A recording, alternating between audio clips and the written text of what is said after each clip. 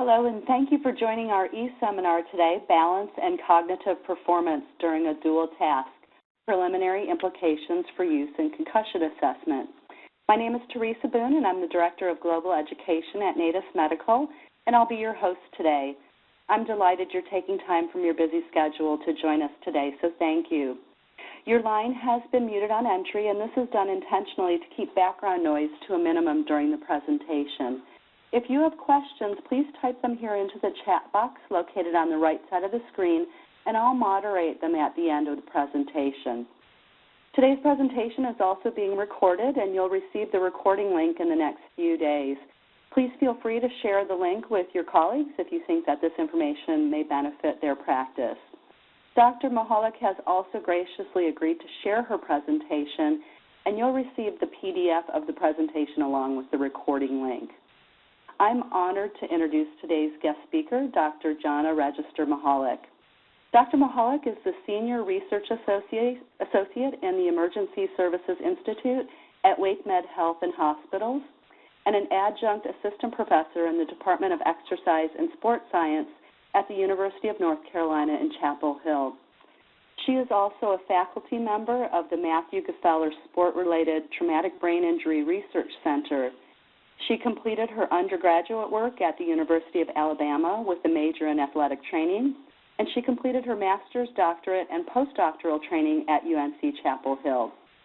Dr. Register Mihalik also concurrently serves on the Brain Injury Association of North Carolina's Board of Directors and on USA Baseball's Medical and Safety Advisory Committee. She has published extensively in the area of sports concussion and is also a certified and licensed athletic trainer.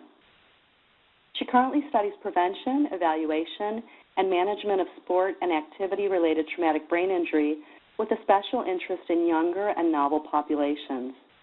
Much of her research and clinical involvement to date has focused on negative consequences prevention, education, and clinical management of concussion. Dr. Mihalik, thank you for sharing your expertise with our audience. The presentation is now yours. Good morning, and thank you again to all of you for joining us this morning. We'll be talking about balance and cognitive performance under divided attention conditions today. And specifically, we'll talk about two studies that I had the opportunity to be a part of that were really developed around this idea of how can we use the concept of divided attention and balance and cognition in conjunction with each other in the assessment and management of concussion, as we always are looking for ways to advance both the assessment and the management pieces of the complex puzzle. So with that in mind, I think it's important for us to reconsider the learning objectives that we hope to achieve from our presentation today. We hope to discuss the reliability as well as the effects of a dual task paradigm on balance and cognitive function compared to that of a single task paradigm. And the reason that we want to talk about that, again, is that most of the things that we do today in the assessment, as well as oftentimes in the management of concussion, may be unilateral or independently done, in that we may assess cognition, we may assess balance, but doing those things together hasn't always been the standard of practice. We also hope that this presentation allows you to understand the various examples of dual task assessments and how those things may be used in potential management paradigms to enhance the protocols and things that you currently use in your clinical practice.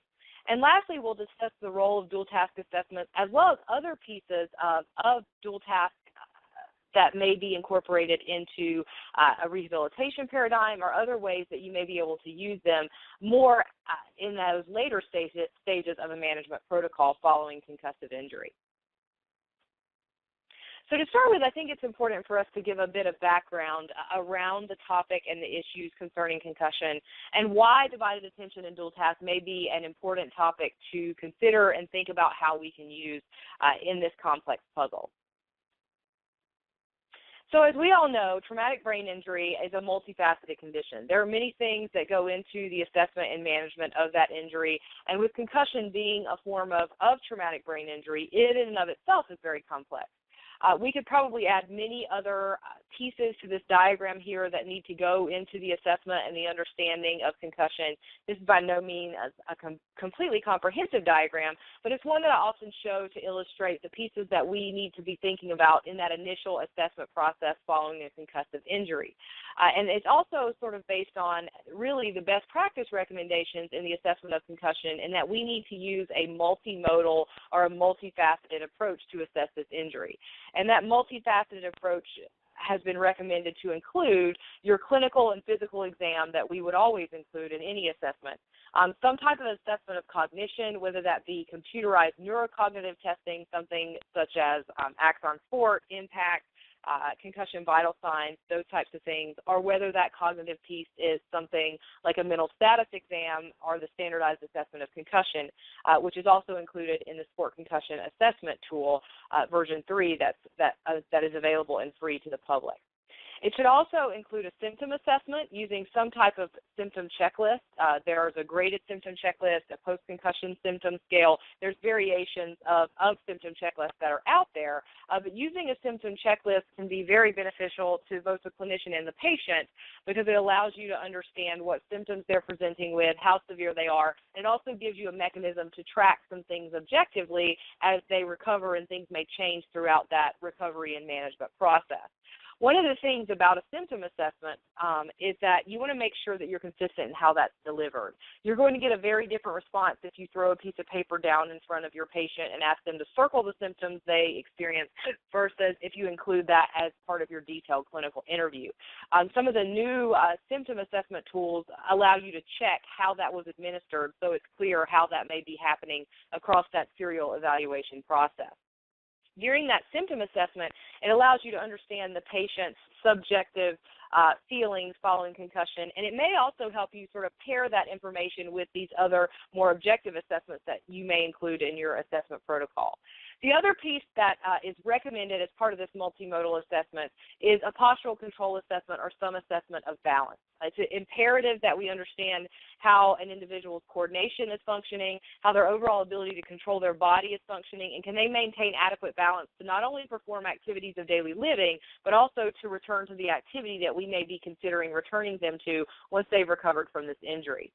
One of the things that we do know about balance and postural control following concussion from various measures of balance, whether that be force plates, the balance error scoring system, which is a common clinical assessment of balance, from the sensory organization test, is that balance deficits are the most pronounced the first 72 hours following a concussive injury. 3 to 5 days after a concussion, we see balance and postural control typically begin to improve to an individual's normal or baseline or back to within normal values for that individual's age group. In individuals where we see prolonged balance deficits, those are individuals who often take longer than that typical 7 to 10 day window to recover. And so that can be a red flag if we see, especially pronounced balance or postural control deficits beyond 3 days, that maybe not be our typical concussion recovery pattern for an individual. The other piece that you see here are important pieces of that clinical and physical exam, understanding the concussion history, understanding their mechanism of injury, understanding their knowledge and attitudes about concussion, and I would add a really important piece of this is sort of their psychological and psychiatric history is a very important piece to how they may recover following that concussive injury. And all of this certainly ties into sort of how they may recover emotionally, may recover physically from an injury, and it also may help to inform you and how to better understand some of the results of even a balance test or a cognitive test that you may perform. If an individual is depressed or anxious, they may not perform up to their abilities on those types of measures in spite of the concussion or despite the concussion. And so knowing that there may be things that are complicating your understanding are very important to this assessment process. One of the key reasons that multimodal assessment process has been recommended is that there is no gold standard of diagnosis for a concussive injury. And so we're always looking for better ways to understand this injury, more sensitive ways, something that's going to help us better understand what's happening to an individual following the injury. Because unlike a subdural hematoma, an epidural hematoma, some type of cerebral bleed, when someone has a concussion, we're not able to identify that on standard forms of imaging. So CT scans, x-rays, MRIs, as many of you know, do not detect a concussion. So they'll be completely normal, but an individual can still have a very severe concussion. We do have research imaging methods that have been able to elucidate some things following concussive injury, but those are not available in a normal medical situation. And so we have to rely on this multimodal assessment process to really give us a clinical puzzle or a clinical picture for if an individual has a concussion or not. Because as we bring together the body of literature, we know that there are both short-term and long-term risks of mismanaging this injury.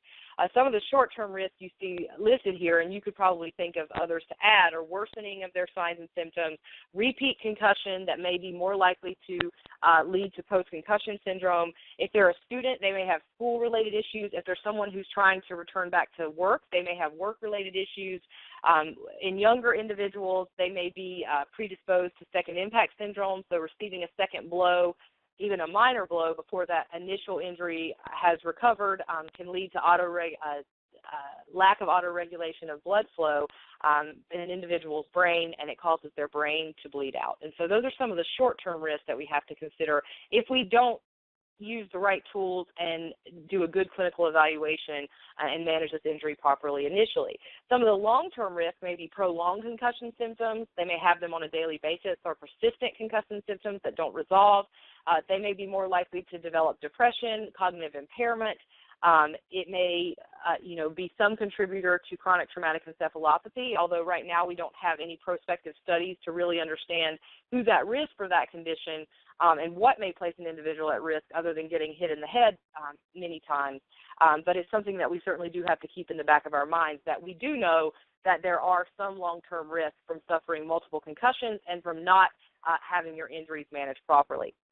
Also, some of these long-term risks include academic issues or work-related issues that may be persistent or continue. An individual may have personality changes and those types of things. And ultimately, if injuries aren't managed properly, they continue to have persistent symptoms, those individuals may have a decreased quality of life. Now, I say that with a disclaimer because most concussions resolve within a 7 to 10 day window if you're talking about an adult, a college age or a professional age individual, and most of them have resolved within 3 weeks in individuals who are high school or younger age. But as a whole, we do have those miserable minority who don't resolve in an appropriate period of time, and how management plays into that is an important piece of that puzzle. And so with that in mind, we're always looking at ways that we can think about how to improve the assessment of concussion so that we make sure that we're properly managing this injury. And one of the ways to do that, and that we found useful in our clinical practice and that others have as well, and you'll find that in the literature. I talk about a literature review at the very end of this presentation that you might find useful, is using dual task or divided attention assessment paradigms in the assessment of concussion. And we'll do a brief overview of things about divided attention and dual task assessment for those of you who aren't as familiar with it. Some of you may be very familiar with it. And again, this is kind of a crude overview of that. We could spend a whole week talking about divided attention and the complexities behind that. Divided attention or dual task is performing 2 tasks or more at once, and it divides our attentional resources. The difficulty of some people to pat their head and rub their stomach, you can try that right now if you like.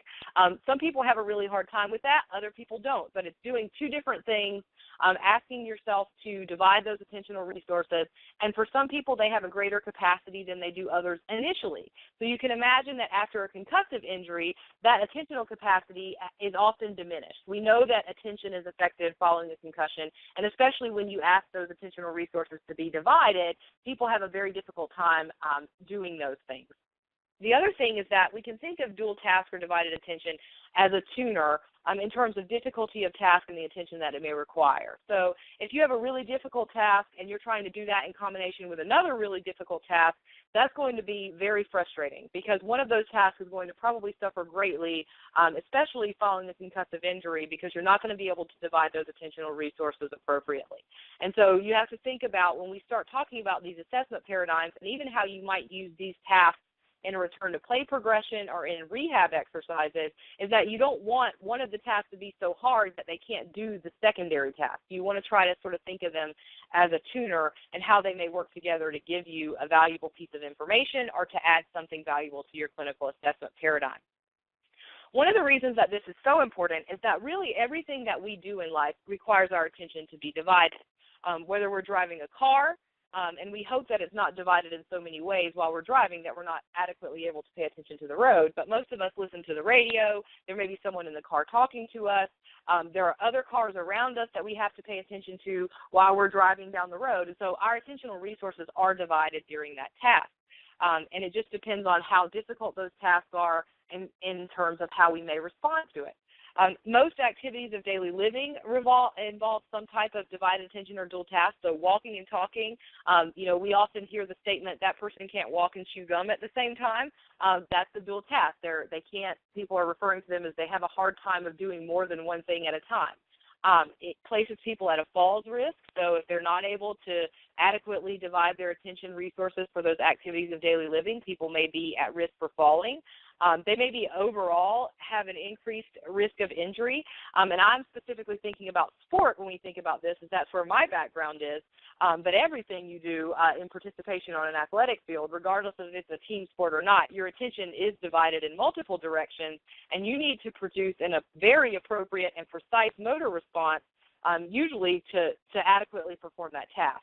And not only to adequately perform it, but to safely perform it. So if you're trying to shoot a lacrosse ball into the goal or into the net, and you've got to avoid an opponent, all while standing, performing an appropriate shot form, and you've got to avoid the opponent, you've got to, you're trying to aim at the goal, and it's a lot to comprehend. And if you don't have the appropriate attentional resources, you're probably not going to do very well at that, and you may place yourself at injury risk.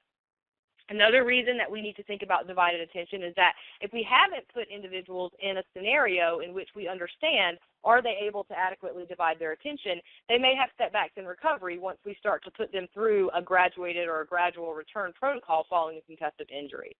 And that lastly leads me to the statement that I said before, is that really when is our attention truly not divided? So it's very important that following a concussive injury, when we understand that their cognition may be back to normal, their overall balance may be back to normal, their symptoms are back to normal, what happens when we place them in a controlled situation where we ask them to divide their attention? Are they still able to perform things adequately? Do their symptoms increase? What happens in those more realistic scenarios that we are able to control before we put them back into a more realistic sporting environment? And the reason for that, for us to think about that, is really if we think about attentional capacity. And I already mentioned this before, but that everything we do takes some type of mental effort. And we only have a certain amount of capacity that we can deal with. Some of that is taken up by what I call to as non-attention attention, but sort of subconscious attention, things that are going on around us that we're able to subconsciously ignore or subconsciously process without allocating some of our direct attention to that. We have limited mental effort to allocate to all the demands of our attention, and so we have to be selective, and conscious control of allocation is what happens with that process. And as we mentioned before, some tasks require more attention than others. One of the things I would ask you to think about is for those of you who deal with a good number of concussed athletes or patients, we often have individuals who, the fan in the background, and I have a fan in my room right now, so this is what made me think about that. I don't normally hear that while I'm doing normal tasks. I'm able to tune out that noise subconsciously without even allocating any attention to doing that, and pay attention to the other things around me. But I'm sure most of you have noticed in concussed individuals, they hear everything. Sometimes they have a heightened sense of sensation for many of their senses, and then they have to allocate attention for how to deal with that. So again, we know attention is affected post-concussion, and how we can better understand what's happening with that is probably going to help us better assess and manage the injury. So some of the ways that I like to think about incorporating divided attention or dual tasks into the things that we do are, one, into the basic assessment piece and incorporating that into that multimodal assessment. So after we know that someone has returned to baseline on their cognitive performance, on their balance performance, on the measures that we use, whether that be the sensory organization test, the balance error scoring system, VSR sports, other biodeck systems, all those different types of things, when they return to their baseline on those things, are they able to keep that level of performance or an adequate level of performance when we ask them to balance as well as think about some type of cognitive task? And so we can sort of move this to a higher level of assessment than just looking at those things independently. The next piece that I see as divided attention and dual task having real application is in the return to school and return to play progression. So part of the recommendations of best practices for the management of concussion are that once an individual's returned to normal or baseline on all of their objective assessment measures, is to then begin to put them through a graduated return process. And there's actually no standardized process for return to school or learn that's put out by these bodies. Many different organizations have guidelines for that. But in these consensus statements, there is a graduated return to sport progression. And it typically consists of 5 or 6 steps, that range from, no activity all the way up to being able to do that activity in a normal competitive environment. And part of that process can be that as they're able to do things like normal cardiovascular activity, well, can they do that cardiovascular activity in the presence of a cognitive task? So it kind of provides an intermediate step between each of those 5 or 6 steps in that gradual return. And so the first step in that process is often non-contact, completely low-level cardiovascular activity, so that you see if the individual heart rate goes up, does their concussion symptoms come back, do you have any deficits after that? And once they've mastered that and you know that they're doing well with regular cardio, you can add some type of cognitive task within that return to play paradigm, such as serial 7s. You can have them do a verbal memory or a word memory task. You could have them do reaction time tasks if you have those tools available while they're riding the bike or while they're jogging and those types of things to see, do you get a different response or does that provoke symptoms more than them just doing the physical activity alone? And that could go all the way through that progression. The third piece I see is really in the rehabilitation or the intervention piece following concussion. And I see it, we often use it more in the couple studies that we've done, as well as other studies that have looked at things like graded exercise progressions, have typically done this in individuals with a prolonged recovery, oftentimes greater than 4 to 6 weeks following the injury. That's not to say that these things may not be able to be incorporated again, as I said, as an intervention or part of that gradual return. But from a rehabilitation standpoint, we typically only studied it or used it in individuals with a prolonged recovery pattern. And we've seen some really good results in terms of people who do these divided attention tasks. And again, I'll give some more examples as we move through the presentation. But, having them do a single leg stance, eyes closed balance task while doing serial 7. That's a more basic type of task. And then you can move up to more functional movement, postural control tasks in the presence of cognitive tasks as part of this intervention and as part of as a rehab protocol moving through that process. And we do see some really positive results. So certainly there are some applications in each of those areas. Most of the research that's been done, and I'll share with you, as I mentioned earlier at the end of the presentation, a systematic review that was done looking at each of these different tasks in the management or assessment of concussion. But most of the work that's been done has been done around assessment paradigms or dual task assessment paradigms. There's not as much work that's been done in terms of how to use these in a training type or intervention type program. The studies that you see listed here are some of the most commonly cited and pretty much most all that's available in terms of things that are specific to discussing how they may be applied to concussion assessment. The first study you see here, there have been actually 3 studies. Dr. Broglio, Dr. Resch, and Dr. Okamura, that's not listed here, looked at task switching while doing balance tasks. And task switching is a global a switching task where an individual is asked to identify vowels and consonants, and they're also asked to identify odd and even numbers. And that can be done verbally, or it can also be done visually. And the 2 studies that you see here were done visually, and the Posturoagraphy task was the eyes open conditions of the sensory organization test while doing the various identification of the task that I mentioned earlier. Another task that's been used is one choice reaction time task, using the eyes open conditions of the SOT. And so that had individuals look and say if a number was above a certain thing as part of a subtraction task, they would press the right mouse key. If it was below that amount, they would press the left mouse key, all while doing those eyes open conditions of the SOT. That same application was applied to the balanced air scoring system, which is another balance task that's out there and available, and it typically just uses a blue foam pad and has an individual do 6 different trials of balance conditions across that. This was an auditory reaction time task for the best, since the for the best, as well as we looked at that during the eyes closed conditions of the SOT as well. And so you can see that there's variations of all these different types of tasks.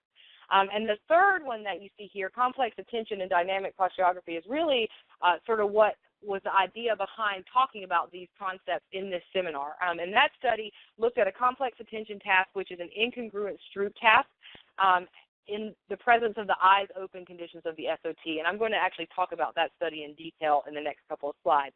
But just to give you an idea, there are a variety of assessments that have been proposed in the literature.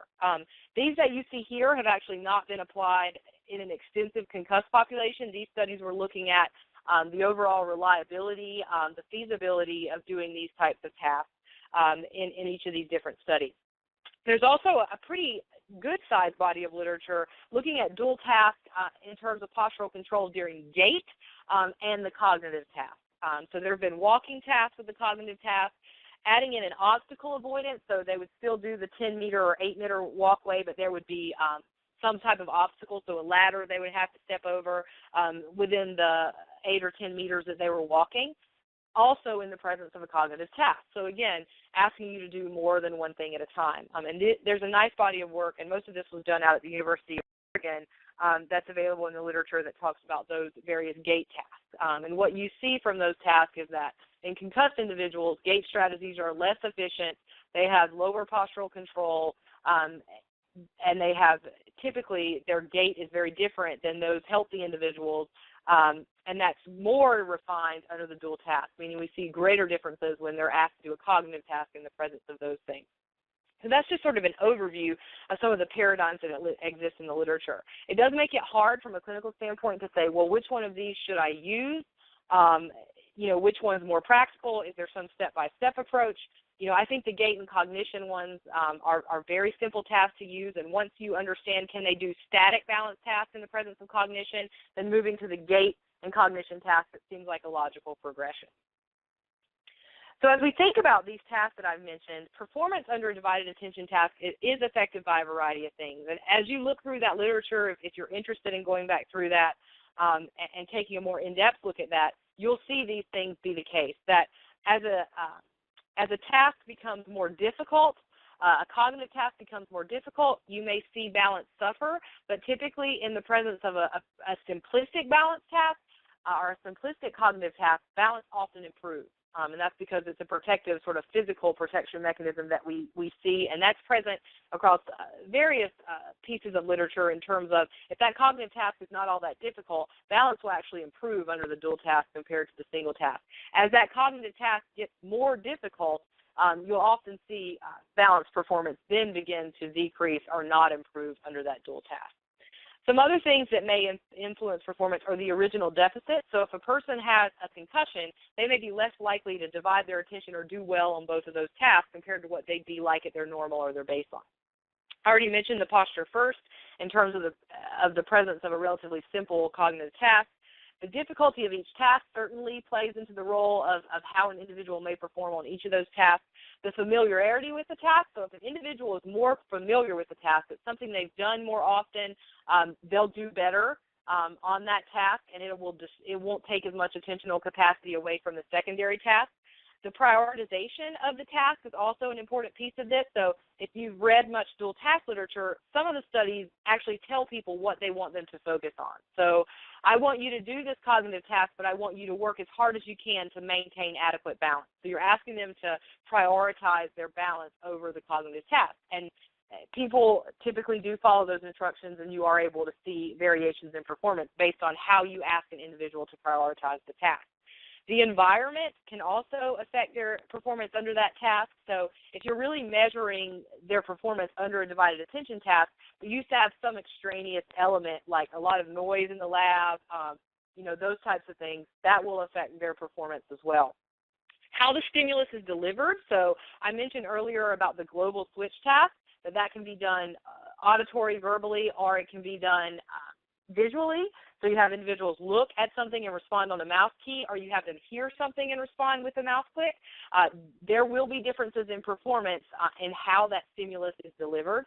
And then, to think about when is attention truly not divided, and even when we're measuring, trying to measure divided attention and we say we have them doing 2 tasks or 3 tasks, there's often other extraneous variables in that environment that may influence that performance as well. So those are things that you want to keep in mind as you look through the literature, but also as you think about how you might incorporate this into your clinical practice. Some other things to consider, and I just always show this slide to say that sometimes when we think about divided attention or how do we measure this, it can be complicated, or we think about that we have to have a lot of equipment, or it may be very expensive to do this. There are certain very efficient ways to measure this. There's some great force plate measurements. The sensory organization test is one that we have used extensively that's given us great information, but you don't necessarily need a lot of high-tech equipment to do this. What we're really looking for is individuals being able to process the sensory information that we give them, perform that cognitive task, and also produce the appropriate motor response, which if we're returning someone to sport is essential for them to do that both precisely and safely. We want them to be able to integrate vision, vestibular, and somatosensory information in the presence of the cognitive task, so being able to use that information properly to maintain balance, all while trying to attend to some other cognitive task. And again, you don't necessarily need a lot of high-tech equipment to do this, but if you want to obtain, objective measures, you need to think about how you're going to obtain those objective measures. So are you going to use, the sensory organization test equilibrium scores? Are you going to use balance error scoring system total scores for your balance? Are you going to use accuracy or reaction time from the cognitive task? And that's what each of the various paradigms that I mentioned on the previous slide have done. They've selected objective pieces of information to be able to use. And what you'll see from those is that some of them have higher reliability. Most of those studies I mentioned earlier looked at those testing points across 2 different test times to see how reliable, those tasks were in performing them over time. And I'm going to specifically now talk about one of the studies that I had the opportunity to be a part of, where we looked at that incongruent Stroop task, or that complex attention task, in the presence of the eyes open conditions of the sensory organization test. So to give you a little bit of background on how we formulated this study and some of the issues around it, were that we know that cognitive imbalance deficits exist following concussion. Most of the accepted paradigms and in that multimodal assessment that I mentioned earlier only objectively assess each of those things independently. So we recommend balance assessment, we recommend cognitive assessment, but there's really nothing that recommends doing those 2 things simultaneously to understand the effects of divided attention and if an individual is able to adequately do that.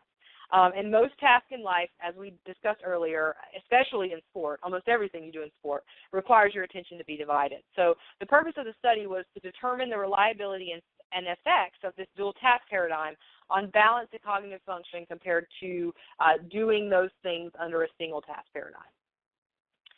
And to give you a background, that cognitive task, as I mentioned earlier, was an incongruent Stroop task. And what happens during this task is a color word is displayed in a color on the computer screen that's housed within an Equitest system that we do the sensory organization test on. And there's a picture later of what that looks like. But the individual stands in the Equitest system or within a balance system, and there's a computer screen in front of them. There's a force plate under their feet. And on that computer screen in front of them, they'll see a color word displayed in a specific color. And that color is either in the same color as the word or not. So if you look at the bottom of this slide, you see the word blue printed in the color red, and that would be incongruent. And so the individual who also has a mouse in their hand would be asked to left-click the mouse when they see an incongruent color word combination. If they see a congruent color word combination, so blue written in the color blue, they would not respond. And so that's also a relatively complex task in that it requires a lot of impulse control. We are more likely to respond to things congruent than we are incongruent. So we're asking people to do something that's a little bit more difficult. And the subject would respond and click the mouse when the color and the word weren't the same. Our measurement for this was their reaction time on the correct responses, as this specific incongruent Stroop task is part of the CNS vital signs assessment battery, and it was modified to be 20 seconds worth of stimuli to match up to the 20-second trials in the sensory organization test. So an individual would do this cognitive task from an orientation standpoint, so they would have 3 trials of an orientation of understanding how to do the incongruent Stroop task. Most people catch on to this really, really quickly. and then they would do it under the single and dual task conditions. And single and dual tasks were counterbalanced among subjects. So half the subjects did single task first and half the subjects did dual task first. The balance tasks that we used were the eyes open conditions of the sensory organization test. So that's conditions 1, 3, 4, and 6 that you see here. And our outcome was the equilibrium score under each of those conditions across the trial. And so individuals, again, they did one trial of each of these conditions as an orientation to help them understand the task during each session. And then they did single task sensory organization tests, so 3 trials of each condition, and dual task sensory organization tests, 3 trials of each condition. And again, that dual task was doing this balance task in combination with the incongruent Stroop task. And those were counterbalanced across subjects as well as across the 2 testing sessions. And what we found in this study was we had moderate to high reliability for the incongruent Stroop task under both the single and the dual task conditions, which is good. That means that we have good consistency across test times, making it psychometrically sound from a reliability standpoint. The SOT conditions, we had moderate to high reliability under the dual task conditions, but a couple of the conditions, the reliability was lower under the single task. So we did see higher reliability under those dual task conditions. What we also found was reaction time was significantly longer under the Stroop task in the dual task conditions, which we would expect, right? So you would expect it to take them longer to respond to something when they're doing 2 tasks versus when they're doing it alone, because you're using more resources to do that. So you're using more bandwidth to do that task. And so we expected that to happen, and we wanted it to happen because we did want to show that attention was divided. And so this gave us sort of an outcome to show us that. Some of the other things that we saw in this study that were a bit different from other studies that have used the SOT in these divided attention paradigms are that our reliability was much higher. One of the reasons that we think that was the case is that we allowed them to do all 6 conditions as an orientation trial and did not use that in the scoring. That was simply orientation. And so we think that accounted for some of the improved reliability that we saw in our study. We also found that most of the SOT conditions did not improve under the dual task compared to the single task, which is different than the previous studies using that global switch task. So we think that this incongruent Stroop task may be a better way of dividing attention. One thing that I will say is individuals were able to perform the task. Nearly all participants had 100% accuracy on that Stroop task, which means they were still able to adequately do it, but it was still taxing them under that dual task condition, as we saw by the longer reaction time. And so those were some of the results that we found from this, and that it was feasible, it didn't add a significant amount of time to the assessment process, and people responded well to the task. As we continued to think about that task, we wanted to think about how we might apply it, both in a research setting but also in a clinical setting. And so the study that you see here is a study where we looked at this dual task performance under that task I just described in detail, prior to and following a 4-week divided attention intervention process. And we wanted to look at individuals who did that intervention process in a dual task fashion. So they performed all of their intervention sessions doing cognitive and balance tasks concurrently. So they would do balance tasks while they were doing a cognition task. The single task group would do those tasks independently in those sessions, meaning they would do cognitive and balance tasks, but they wouldn't be done simultaneously. And what we found from this study, was that we really wanted to understand using divided attention tasks in an intervention piece, but also how we could use the paradigm that I described earlier, incongruent Stroop and the SOT, as an assessment measure pre- and post-intervention. And again, this study incorporated that single and dual task intervention period of 4 weeks, and we examined both single and dual task performance prior to and following that intervention. It was a 4-week intervention period, and I mentioned again that the single task was they did balance and cognitive activities separately, so they might do single leg balance and then they might do serial 7s, whereas the dual task group would do single leg balance while they were doing serial 7s as an example of an activity that would happen during this 4-week intervention period. This is an example of the tasks that were included during that intervention period to see if we could find an improvement in these healthy individuals. So this was healthy individuals, just helping us to understand the intervention itself. Week 1, for the single task individuals, they would just do the postural control progression, so that you see here. They would just do that, and then they would do the cognitive progression of activity.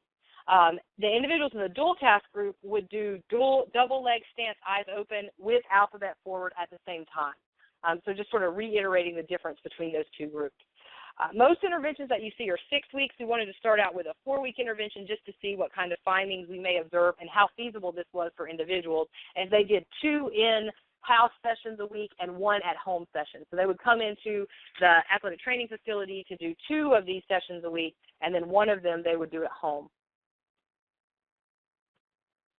And what we found from a single task standpoint, so look at an individual's cognition and balance independent of doing other tasks, we found that performing exercises under the dual task paradigm didn't really have any additional benefit on performing these tasks independently, meaning that a lot of the improvements that we saw across both groups. So individuals in the dual task and the single task intervention groups both improved post-intervention compared to pre-intervention on measures of executive function, complex attention, cognitive flexibility, and balance performance. We would certainly expect balance performance to improve because anytime you train balance, it typically always gets better. We did, again, use that incongruent Stroop task and the SOT task, both pre- and post-intervention, to see if we would find any differences in our intervention groups. And we actually found greater improvement in divided attention reaction time in the single task group. So individuals who were doing those tasks independently actually had a significantly faster time post-intervention than they did pre-intervention. And one of the reasons we think that may have happened is because of the type of independent training that they received. They did do a lot of reaction time training independent of that cognitive task.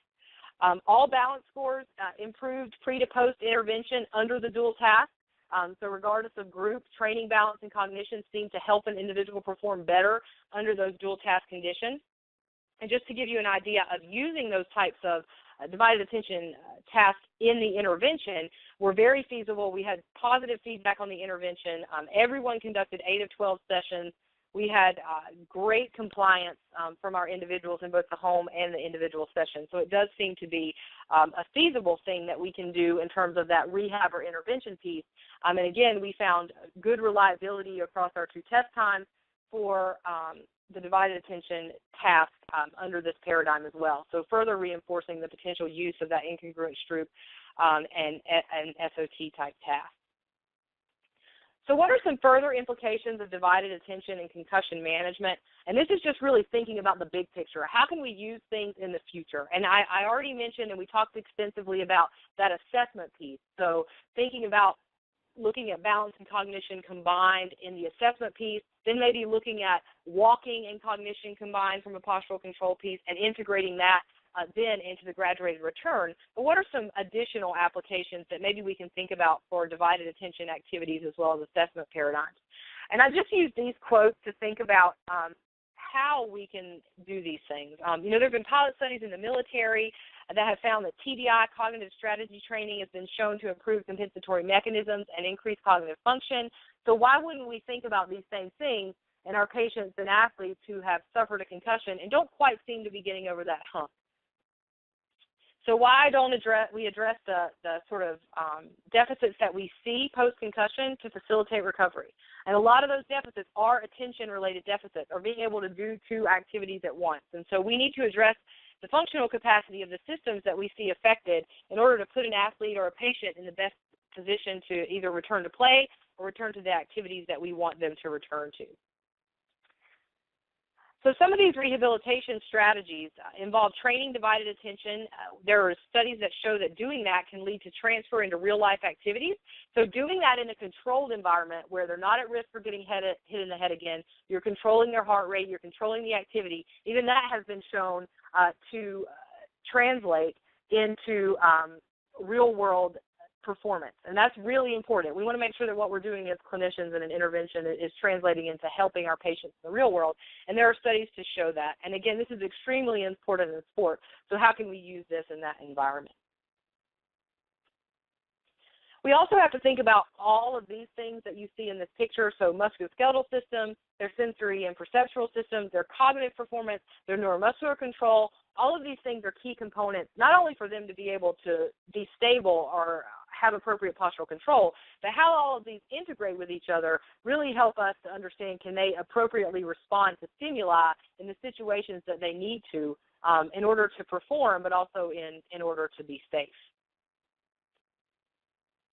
So these are some examples. There's probably 5 or 6 slides here of some examples of some of these dual task paradigms as well as interventions. So you see here an Equitest system, and you see the computer screen that's in the back of the system on that purple background, and that would be where the incongruent Stroop task information would come up. And the individual, you see the force plate under their feet on this system while they're doing the sensory organization test, so you can get an idea of what that environment looks like from an assessment standpoint. You could also use this from a training standpoint, so having them do the conditions of the sensory organization test, but giving them a cognitive task to do alongside that, serial 7s, verbal memory, visual memory, some type of choice reaction time task to see how individuals do on the sensory organization test from a training standpoint. But again, also we talked about what's in the literature concerning the assessment pieces of that.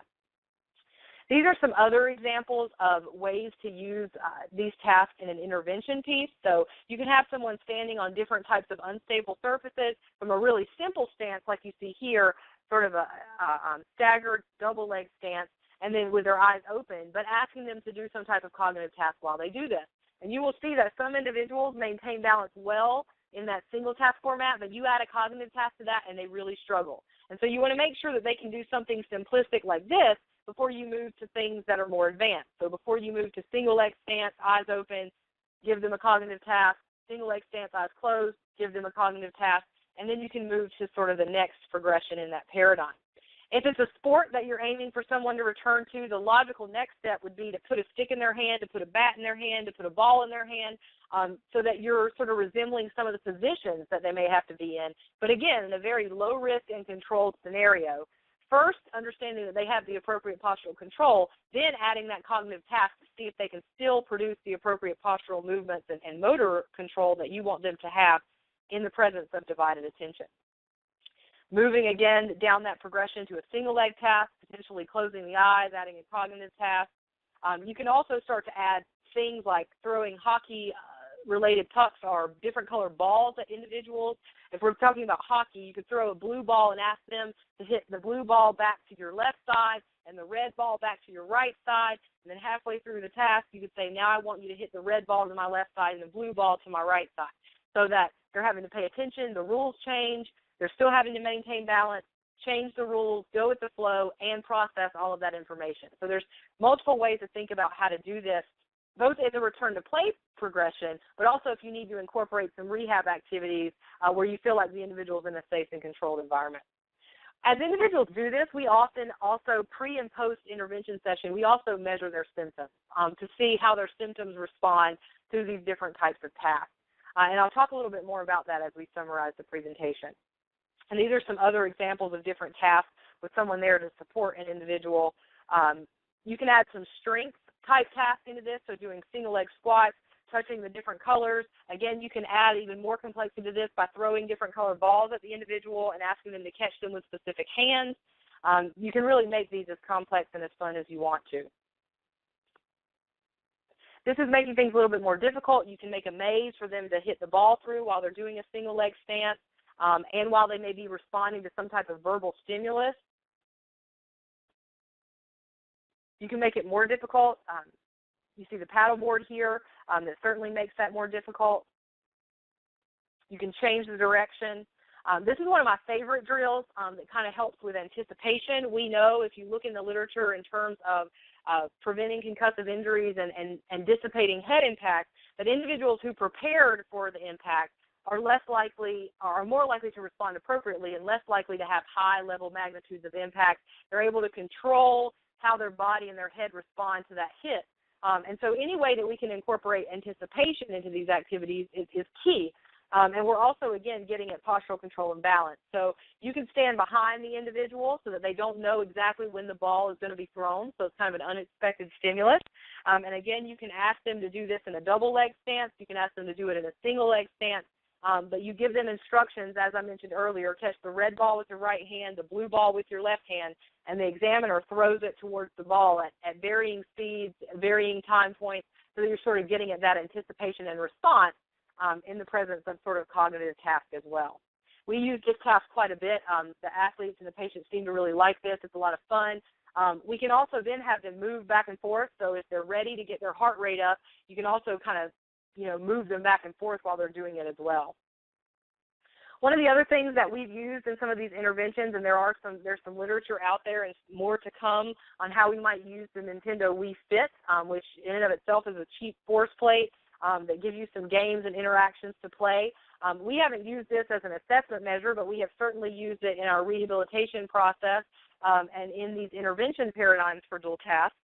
The one that you see here is the soccer ball task, where an individual sees a soccer ball coming and they have to move appropriately to head the ball. There are also obstacles they have to avoid during the task, such as a panda bear head that looks a lot like a soccer ball, and that's very discriminatory task, impulse control, really paying attention. And so this is one way that, very safe.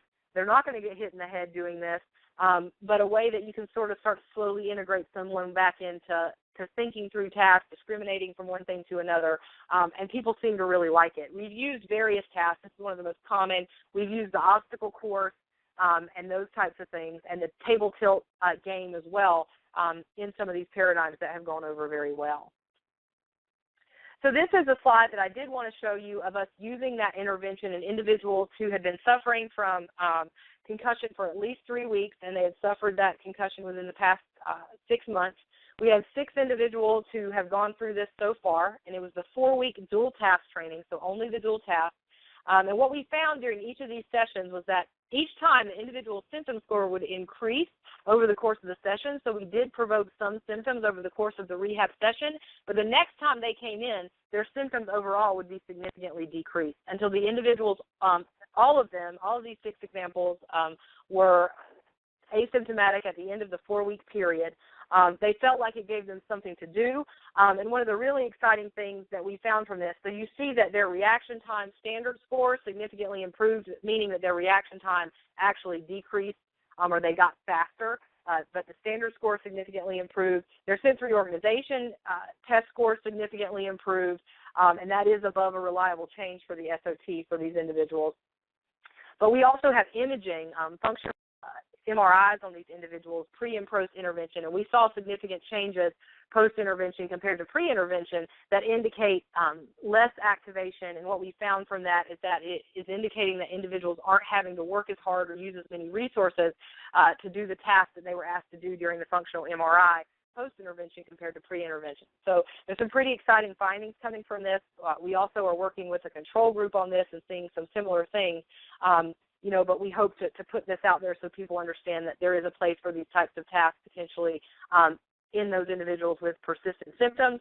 And also, from the things we talked about at the beginning of the presentation, there's certainly a place for these divided attention paradigms in the assessment of concussion.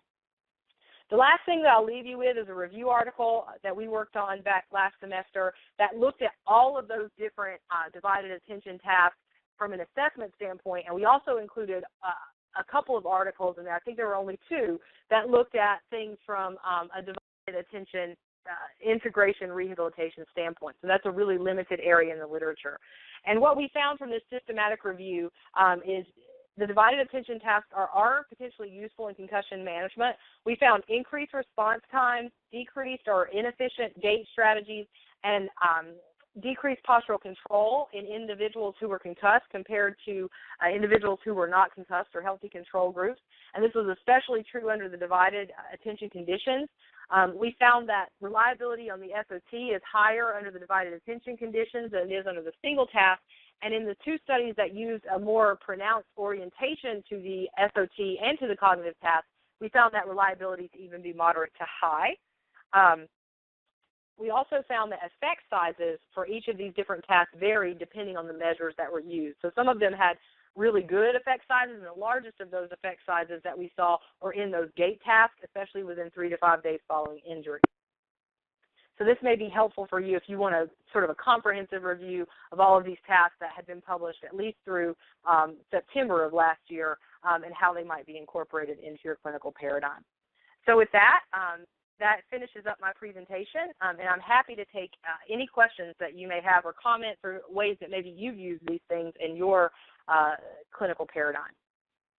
Dr. Mihalik, thank you. That was a really interesting and thorough presentation.